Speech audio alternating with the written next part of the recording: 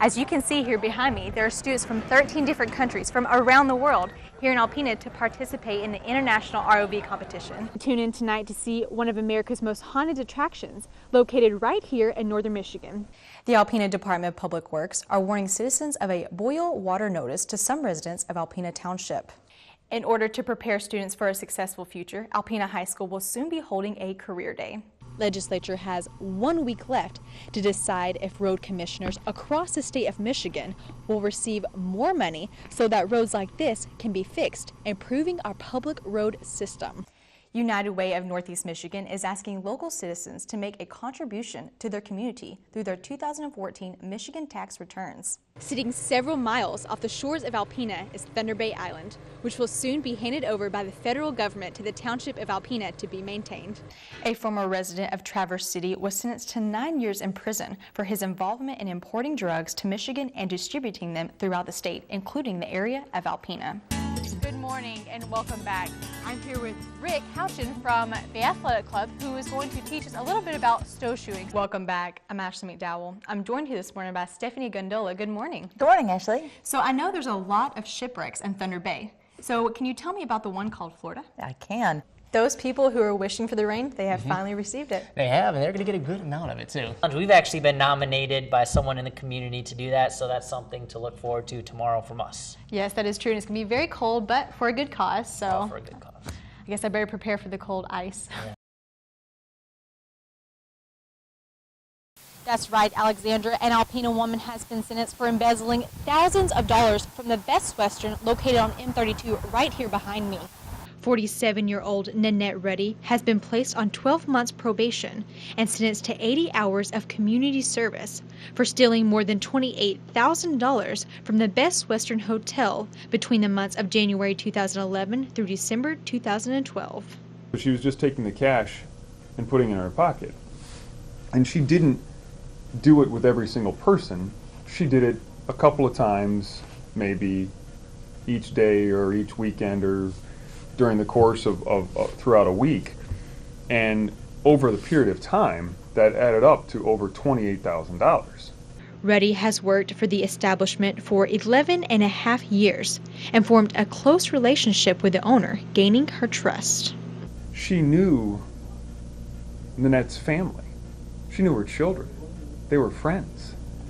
And so it took her a long time to finally convince herself that she was in fact being stolen from. But what many do not know is that this is not Reddy's first time being involved with the law.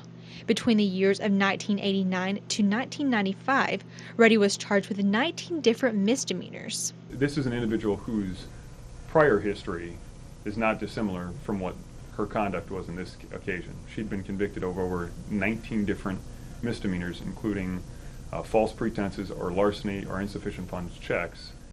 As part of her plea agreement, Reddy will not be spending any immediate time in jail, but must pay back the full $28,000 in increments of $600 a month. Alexandra, back to you.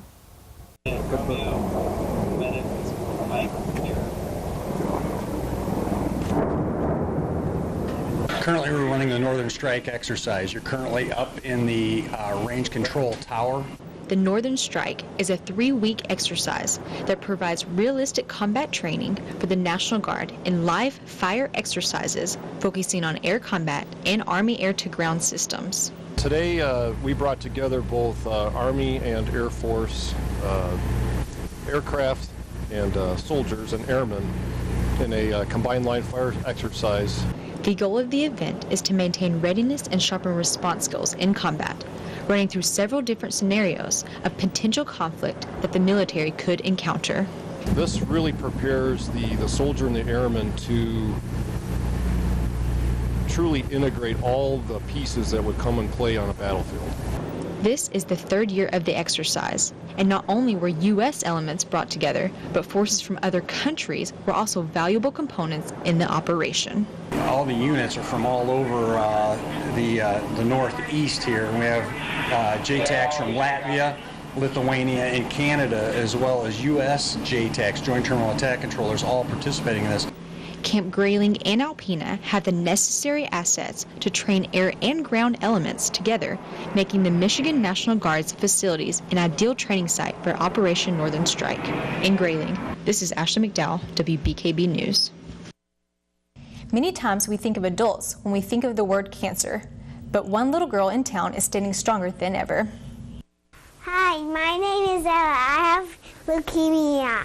She's young, energetic, and sociable, but what many don't see when they look at her is that she's battling a deadly disease. 4-year-old Ella Underby was diagnosed with acute lymphoblastic leukemia. That is a type of cancer where immature white blood cells are overproduced, inhibiting the production of normal cells that her body needs. When we first found out Ella had leukemia, she had been having headaches that caused vomiting for a while, and she just had shots the week before, and her immunizations really brought her down. She couldn't walk, and we took her in, and our doctor just felt like something wasn't right. Ella has been fighting cancer with chemo for a while now and is officially in the remission stage.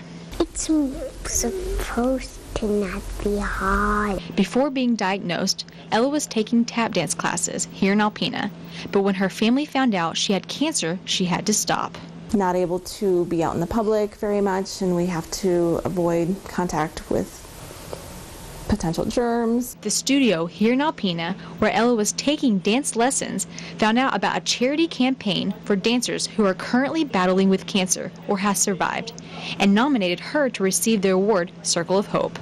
Ella was one of 8 chosen in America to receive this award and a $1,000 endowment to any charity organization of her choice. We have chosen to give the endowment from the Industry Grants Awards to a local charity or a local organization.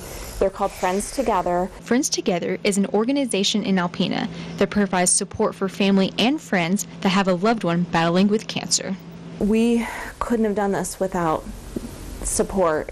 Organizations like Friends Together and awards like Circle of Hope understands cancer is not biased and affects people of all ages, and is what has helped Ella and her family through this tough time so far. It's a blessing that Ella was chosen for this and is able to help in this way.